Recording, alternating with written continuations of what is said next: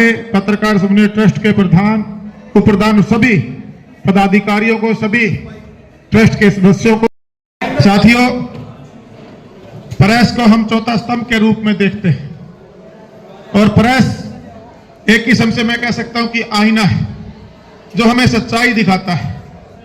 आज हमारे भारत देश में, हरियाणा प्रदेश में, खास तौर से मैं आज टोहाना के हमारे जो प्रेस क्लब के साथी हैं जो प्रेस दिवस बड़े धूमधाम से मना रहे हैं, मैं सबको उनको बहुत बहुत बधाई देना चाहता हूं। आज कहीं टोहाना प्रगति के पथ पर है, टोहाना बदल रहा है, तो उसमें इन प्रेस के साथियों का मैं अहम योगदान कह सकता हूं है साथी। जब मेरे जीवन के एक सोशल वर्कर के रूप में शुरुआत अपने पूर्वजों की परंपरा को, देशभक्त परिवार में जन्म लेना, किसान के परिवार में जन्म लेकर मैं आगे बढ़ाने में लगा हुआ था, तो उनका एक अहम योगदान मुझे उस टाइम प्राप्त हुआ। और जो मेरे कार्य थे, समाज सेवा से जुड़े कार्य थे, उस टाइम तो चुनाव की आसपास में भी हमारे कोई सोच नहीं थी कि हमने आगे जाकर कभी चुनाव भी लड़ना है या टोहाना हल्का वासी अपनी वोट की ताकत से, अपने आशीर्वाद से मुझे विधायक बनाएंगे, क्योंकि एक पारिवारिक परंपरा थी। लेकिन जब सोशल वर्कर के रूप में आप लोगों की सेवा करने का सौभाग्य अकेले देवेंद्र सिंह बबली को ही नहीं प्राप्त हुआ, मेरे पूरे परिवार का, और जो उस टाइम संघर्ष के दौर में, शुरुआती दौर में हमारे साथ एक टीम खड़ी हुई, उन सबको प्राप्त हुआ। और दौर में, उस समय में जब मेरी पहली बार हमारे पत्रकार साथियों से मीटिंग हुई, तो मुझे आज भी याद है, हमारे बब्बल जैन हमारे भाई हैं, उनके ऑफिस में हम पहली बार इकट्ठा हुए थे। वहां पर हमने चाय, पकौड़े और जलेबी और दूध का प्रोग्राम किया और मैं एक डायरी और एक पेन लेकर इनके लिए आया था, क्योंकि इस लेखनी में वो ताकत है जो आपकी बात को कहीं तक भी पहुंचा सकती है। इसलिए अकेले ये बबली का संघर्ष कहें या बबली के परिवार का संघर्ष कहें या हमारे जो जागो दिशा सही सोच नई संगठन खड़ा गया, अकेला उनका संघर्ष कहें, कि संघर्ष पूरे टोहाना क्षेत्र के एक एक नागरिक का संघर्ष है जो बदलाव की तरफ टोहाना बढ़े। ये संघर्ष टोहाना के नागरिक को, हर मेरे टोहाना के वोटर को, हर मेरे परिवार को आज एक सुरक्षा का अनुभव हो रहा है। आज यहाँ गुंडागर्दी हमने खत्म करने का काम किया है।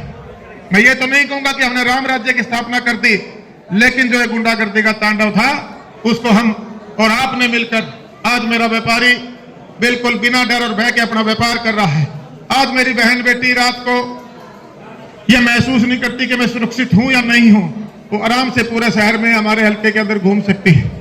हमें जो एक आपने इतिहास पिछले चुनाव में टोहाना में रचने का काम किया, आज हरियाणा में टोहाना की राजनीति की चर्चा होती है कि अगर कोई आदमी आत्मा से, दिल से लोगों के बीच में जाता है तो विपरीत परिस्थितियों में लोग उसका साथ देते हैं। उदाहरणों से कहता हूं, इससे ज्यादा ताकत के साथ शायद ही इतिहास तोड़ने के लिए और कई गुना ज्यादा मेहनत करनी पड़ेगी जो इतिहास आपने आप इस चुनाव के अंदर खड़ा किया। लेकिन आपको एकजुट होना पड़ेगा। आप एकजुट हैं, इस एकजुटता को और आगे बढ़ाना पड़ेगा।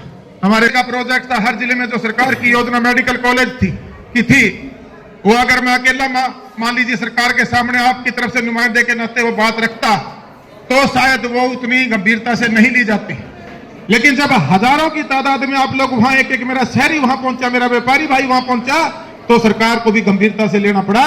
और उसका भाई फायदा यह हुआ कि आज वो आपके रसूलपुर गांव में जो एक नया शहर विकसित होगा, एक नया शहर विकसित होगा और डायरेक्ट और इनडायरेक्ट हर परिवार को उसका लाभ होगा। 1100 करोड़ से भी ज्यादा ये प्रोजेक्ट बनने जा रहा है। ये इसका एक बहुत बड़ा बदलाव आपके हल्के को, अपने शहर को होने जा रहे हैं। साथियों, 3 दशकों की मांग थी हॉस्पिटल की, आपके सामने ही। यहां सरकार में बड़े बड़े ओहदों पर लोग रहे, मंत्री पद रहे, सेकंड टू सीएम रहे भाई, लेकिन ये हॉस्पिटल तो नहीं बना पाए थे।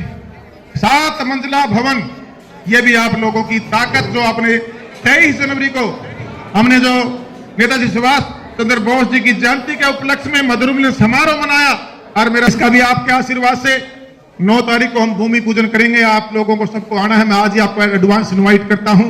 और वैसे तो 23 का न्योता भी ले ही लो, क्योंकि 23 में फिर मधुर मिलन समारोह नेताजी सुभाष चंद्र बोस को याद करते हुए टोहाना प्रगति रैली हम रखने जा रहे हैं, ताकि हम उस दिन बता सकें कि हमने टोहाना को किस तरह से प्रगति की तरफ बढ़ाया है। इसी प्रकार साथियों, हमारा बाईपास था, 9 साल से फंसा हुआ था, बना लेकिन अधूरा पड़ा हुआ था।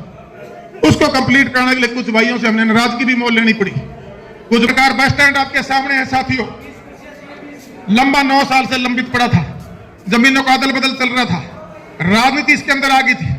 लोग नहीं चाहते थे कि टोहाना डेवलपमेंट की गति पकड़े, लोग नहीं चाहे कराना पड़ा। सिंगल स्टोरी का बस स्टैंड था, डबल स्टोरी एसी बनाकर, और जो हमारा वर्कशॉप था बसों का भीतर छोड़ दिया, तो उसको भी बाहर लेके आने का, नहीं तो बाद में भी बसों को आना जाना रहता तो वो समस्या बनी रहती। उसको भी हमने 100 साल के प्रोजेक्ट के रूप में एक बड़ी भव्य बिल्डिंग बस स्टैंड के रूप में आपको समर्पित होने जा रही है। करप्शन पर लगाम लगाने का हमने काम किया सारे दफ्तरों। भाई मैं किसी की कोई चर्चा आज करना नहीं चाहता, यहाँ हर जगह से पैसे इकट्ठे करवाए जाते थे।